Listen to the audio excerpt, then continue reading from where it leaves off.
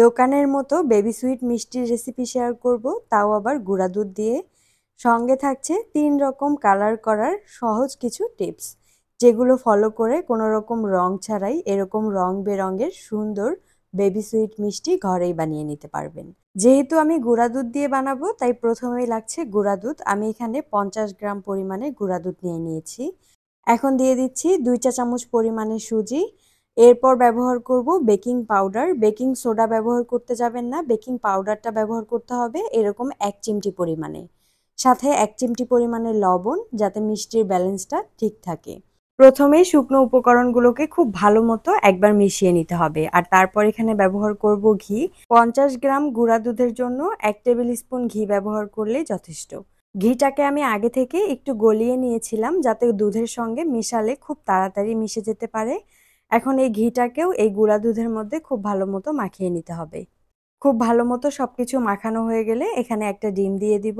অবশ্যই রুম টেম্পারেচারে থাকা ডিম ব্যবহার করবেন। যদি ফ্রিজে থাকে সেটা 1 ঘন্টা আগে নামিয়ে রাখবেন, তারপরে ব্যবহার করবেন। ডিমটা কুসুম সহ দিয়ে দিলাম। এখন খুব সুন্দর করে এই ডিমের সঙ্গে গুঁড়া দুধটাকেও মিশিয়ে নিতে হবে। এই পর্যায়ে খুবই আঠালো মনে হয়, তবে খুব ভালো মতো মাখিয়ে নেওয়ার পর যখন রেস্টে রেখে দিবেন, তখন দেখবেন এই আঠালো ভাবটা আর থাকবে না। তাই মাখানোর সময় যখন এগুলো হাতে উঠে উঠে আসবে, তখন একদমই ভয় পাওয়ার কোনো দরকার নেই। আমি খুব ভালো মতো 2 থেকে 3 মিনিট মাখিয়ে নিয়েছি, আর তারপরে 10 থেকে 15 মিনিটের জন্য এটাকে রেস্টে রেখে দিব। 10 থেকে 15 মিনিটের মধ্যে খুব সুন্দরভাবে সেট হয়ে যাবে। আর অবশ্যই রেস্টে রাখতে হবে, সরাসরি কাজটা করতে যাবেন না। রেস্টে রাখলেই দেখবেন এটা পারফেক্টভাবে বানাতে পারছেন। একটা ঢাকনা দিয়ে 10 মিনিটের জন্য রেস্টে রেখে দিলাম। আর এর ফাঁকে আমি হাতটা ধুয়ে হাতের মধ্যে খুব সুন্দরভাবে ঘি মাখিয়ে নিয়েছি। এখন যেটা করব, খুব সুন্দরভাবে গোল গোল করে ছোট ছোট করে মিষ্টির শেপ দিয়ে নিব। এই মিষ্টির শেপ দেওয়ার সময় অবশ্যই একদম ছোট করে দিবেন, কারণ এগুলো পরে আরেকটু ফুলে বড় হয়ে যায়। সবগুলো বানিয়ে নিলাম। আর এখন শিরা বানানোর জন্য নিয়ে নিচ্ছি 1/2 কাপ পরিমাণে চিনি, সাথে 1/2 কাপ পরিমাণে পানি।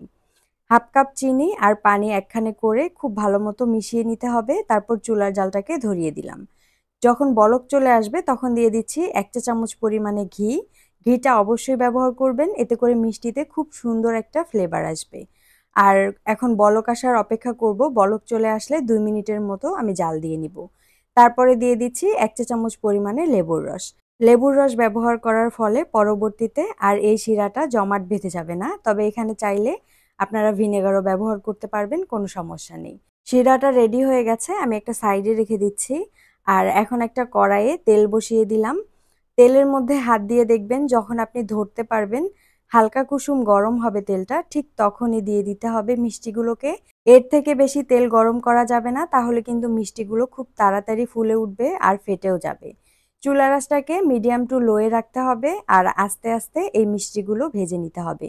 একটু পরেই খেয়াল করবেন আস্তে আস্তে এগুলো উপরের দিকে ভেসে উঠবে আর এরকম সুন্দর রং চলে আসবে।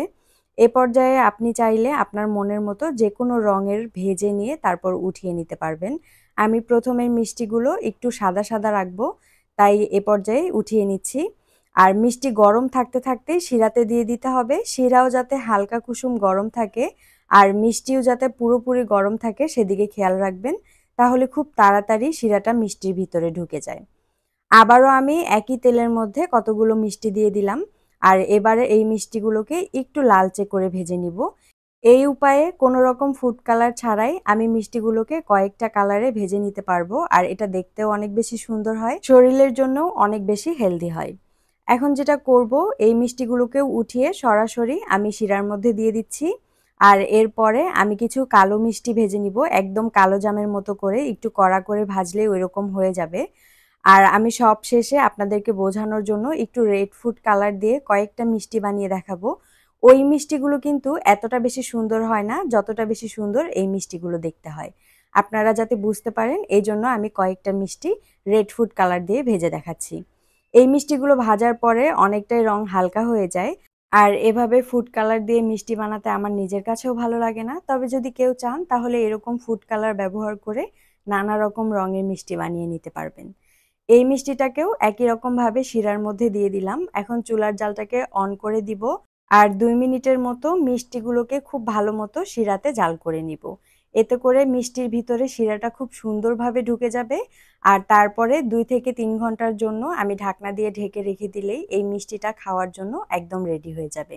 আর একটা জিনিস হয়তো খেয়াল করেছেন, এই শিরাতে ১ তার ২ তার হওয়ার কোনো রকম ঝামেলা নেই।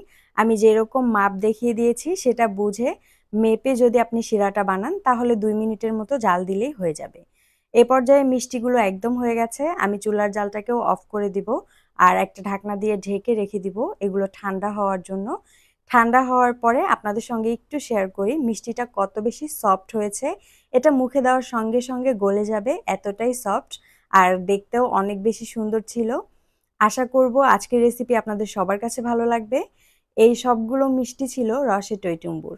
আপনাদের কাছে ভালো লাগলে ছোট্ট সোনামণিদের জন্য খুব সহজে এটা বাড়িতে বানিয়ে দিতে পারবেন। আজকের মতো এই পর্যন্তই। আল্লাহ হাফেজ। আসসালামু আলাইকুম।